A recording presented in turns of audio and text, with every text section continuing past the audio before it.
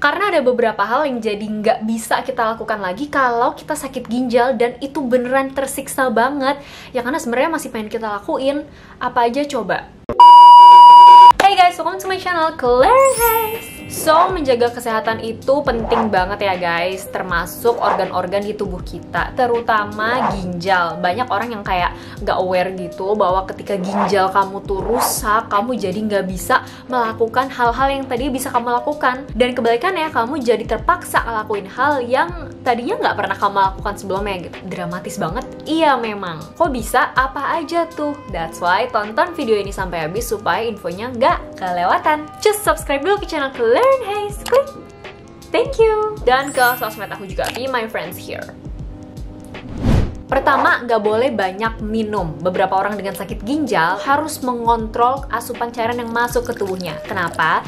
Karena dengan ginjal yang rusak, fungsinya nggak berfungsi, maka pembuangan kelebihan cairan tubuh itu jadi bermasalah guys. Akibatnya terjadilah penimbunan cairan gitu, jadi bengkak gitu. Dan ini nggak boleh disepelein karena bisa berakibat fatal banget. Bisa terjadi tekanan darah menjadi tinggi, pembengkakan otak, pembengkakan jantung, pembengkakan anggota gerak tubuh yang lainnya, kita bilang ekstremitas, yaitu tangan dan kaki, dan edema pulmonum, yaitu paru-paru yang terendam cairan. Akibat cairan ini nggak bisa keluar. That's why kalau kalian lihat beberapa orang yang sakit ginjal tuh kalau habis minum suka sesak nafas, ya itu karena paru-parunya terendam air gitu. Kasian banget kan? That's why dokter biasanya meresepkan obat-obatan untuk meningkatkan jumlah urin yang keluar dan menyarankan untuk batasi cairan yang masuk. That's the first thing that you cannot do when you have kidney disease. Kedua, nggak boleh makan yang asin-asin karena kalian harus membatasi asupan garam yang masuk ke dalam tubuh. Sekali lagi, garam ini bersifat mengikat air, menyebabkan retensi air. Udahlah cairannya tertahan, pembuangan cairannya bermasalah, waduh jadi bengkak semua kan akhirnya. Efeknya sama seperti poin pertama yang tadi. That's why dokter akan menyarankan untuk batasi asupan garam pada orang-orang dengan masalah ginjal. Gimana? Udah mulai dapat pencerahan gak nih kira-kira? Untuk nambah pencerahan kalian, jangan lupa pakai skincare baru aku. Tada!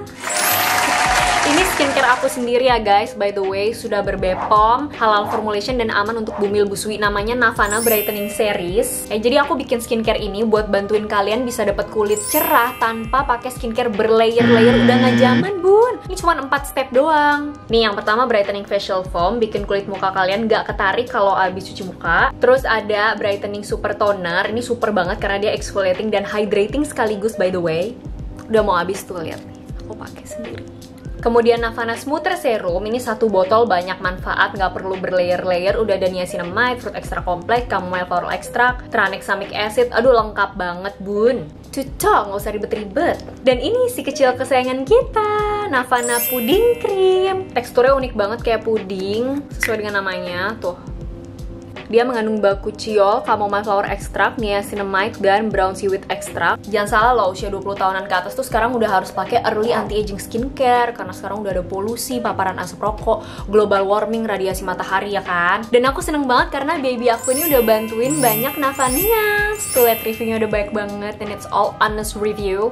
Thank you so much. Just buruan cobain biar bisa rasain manfaatnya sendiri. Oke, lanjut sekarang yang ketiga, yaitu adanya pantangan makanan. Banyak banget pantangan makanannya. Gak boleh terlalu banyak makan makanan yang mengandung fosfor karena dia bisa mengurangi kalsium pada tulang, akhirnya bikin tulang jadi rentan, patah, melemahkan tulang juga. Terus kalium, hati-hati karena kalium ini juga mengatur detak jantung loh, ritme jantung. Kalau dia terlalu banyak dalam tubuh kita, meningkatkan resiko detak jantung gak teratur nih, yang dinamakan dengan aritmia cordis, atau bisa hingga serangan jantung. Jadi beberapa buah-buahan kayak pisang itu kan tinggi potasium ya, tinggi kalium, itu juga harus dibatesin. Terus nggak boleh terlalu banyak konsumsi protein karena ginjalnya udah rusak, fungsi filtrasi atau penyaringannya berkurang, nggak bisa menyaring protein, terjadilah proteinuria gitu, protein yang ada pada urin. Nah banyak banget kan pantangannya, itu baru beberapa aja. Terus jadi harus cuci darah rutin dan minum obat. Hemodialisis atau HD itu adalah prosedur untuk membuang kelebihan cairan dan produk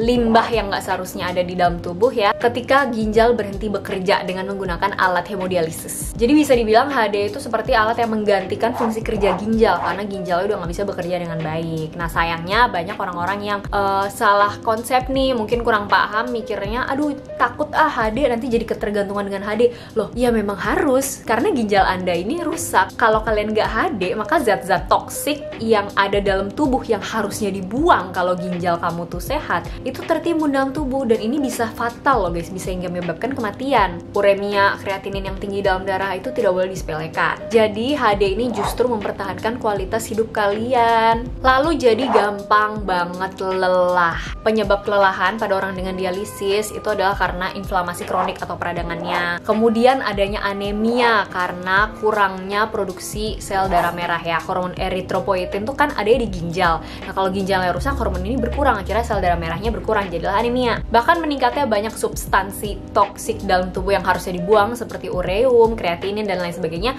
Semua itu bikin tubuh jadi malnutrisi protein dan energi, mual, gampang lelah dan lain sebagainya. Gitu teman-teman semua. That's why penting banget nih untuk kita jaga kesehatan ginjal kita dari sekarang. Gak boleh disepelekan, karena kualitas hidup orang yang terkena sakit ginjal tuh udah gak akan bisa sama seperti orang dengan ginjal yang sehat lainnya gitu. Nah lanjut bahas gak nih gimana caranya supaya jaga ginjal tetap sehat? Komen ya di bawah. Oh ya by the way, don't take it for granted ya guys. Bayangin fungsi ginjal kita itu semahal alat HD, semahal alat hemodialisis.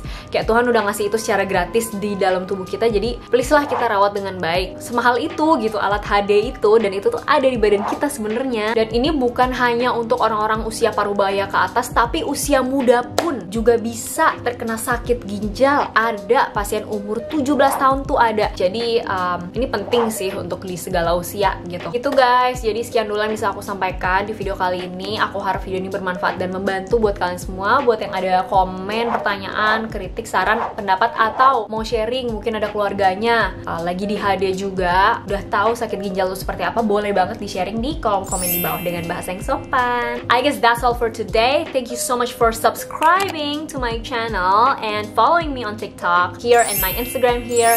So see you on my next video. Bye!